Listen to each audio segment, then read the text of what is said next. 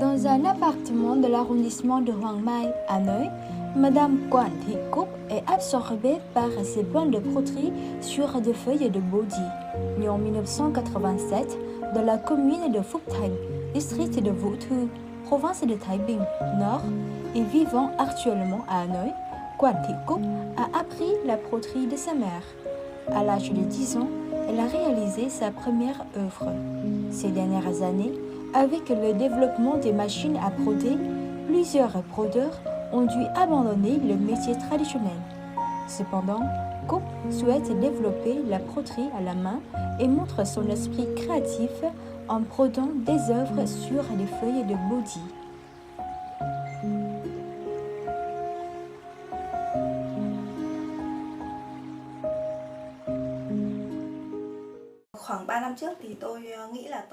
Il y a 3 ans, j'ai eu le souhait de renouveler la broderie traditionnelle. Je voulais l'élever à un nouveau niveau tout en conservant sa beauté. J'ai choisi la feuille de bodi comme matériau pour essayer. 4 mois plus tard, j'ai pu créer mes premières œuvres sur des feuilles de bodi, réalisant des prouesses à la fois techniques et artistiques.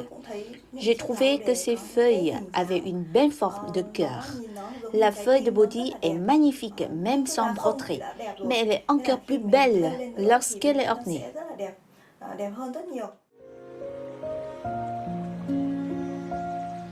Selon Madame Cúc, les étapes pour réaliser cette nouvelle broderie sont les mêmes que celles pour d'autres matières, telles que le tissu et la soie.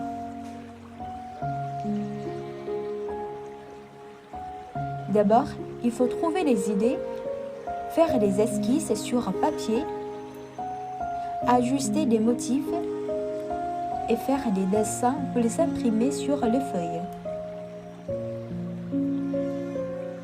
Normalement, les créations sur tissu peuvent être ajustées selon les souhaits du brodeur, mais pour celles sur les feuilles de bodi, le brodeur doit être flexible et s'adapter à la texture de chaque feuille.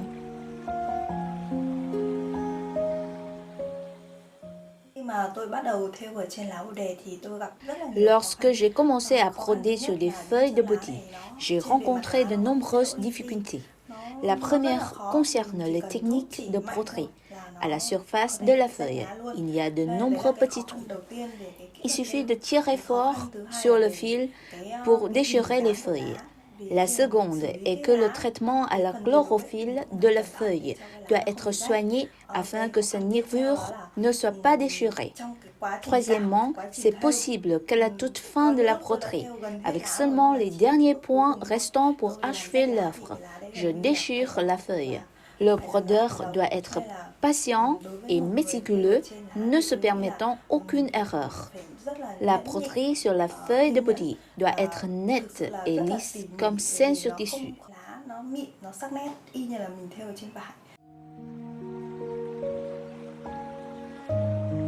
Les thèmes des œuvres de Cúc peuvent être de la calligraphie ornée de motifs représentant les fleurs ou des feuilles,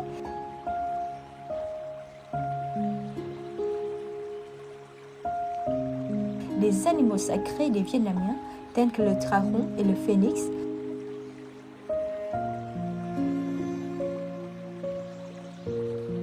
de la géomancie tels que les poissons et le flamand,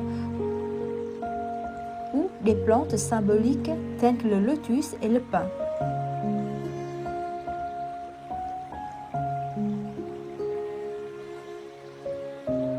Une composition prend au moins un jour, mais parfois de 15 à 20 jours.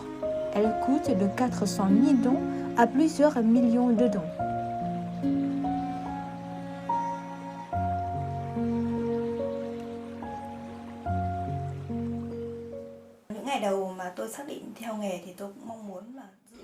Dès mes premiers essais de broderie sur les feuilles de bodi, j'ai eu l'idée de développer ce type de broderie.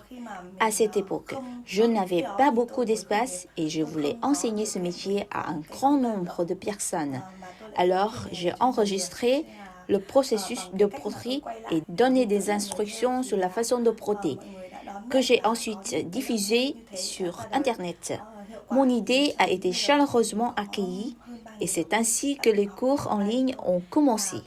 Jusqu'à présent, plus de 3000 personnes ont suivi ces cours, dont beaucoup ont réussi à en faire leur métier, tandis que d'autres ont appris à broder pour se divertir, réduire leur stress, etc. Je suis très fière de transmettre ce métier en ligne. Beaucoup de gens pensaient qu'il était impossible d'enseigner la broderie en ligne et qu'il était nécessaire de travailler directement avec les élèves. J'ai prouvé que, avec dévouement et détermination, cela pouvait être fait, peu importe la profession.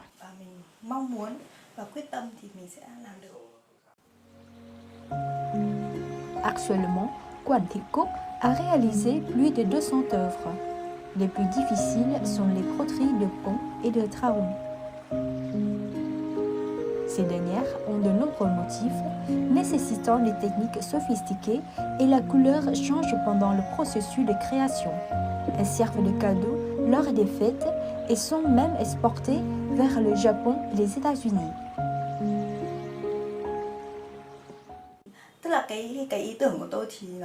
Mes idées me viennent toujours d'un coup. Avant, je réalisais des œuvres en 3D qui pouvaient être découpées dans le tissu brodé. Si j'en ai les moyens, j'aimerais réaliser un film sur ce métier. Ce serait un rêve pour moi. Quoi qu'il arrive, je continuerai de préserver et de développer la broderie traditionnelle.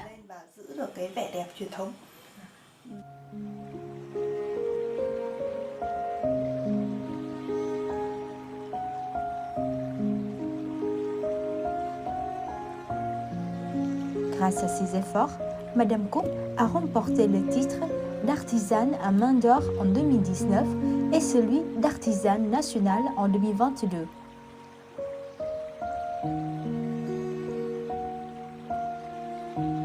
Toujours à la recherche de nouveaux matériaux, Quan Thị Cúc souhaite transmettre ce métier traditionnel à des milliers de femmes passionnées par l'artisanat afin qu'ils ne tombent pas dans l'oubli face au développement de la broderie industrielle.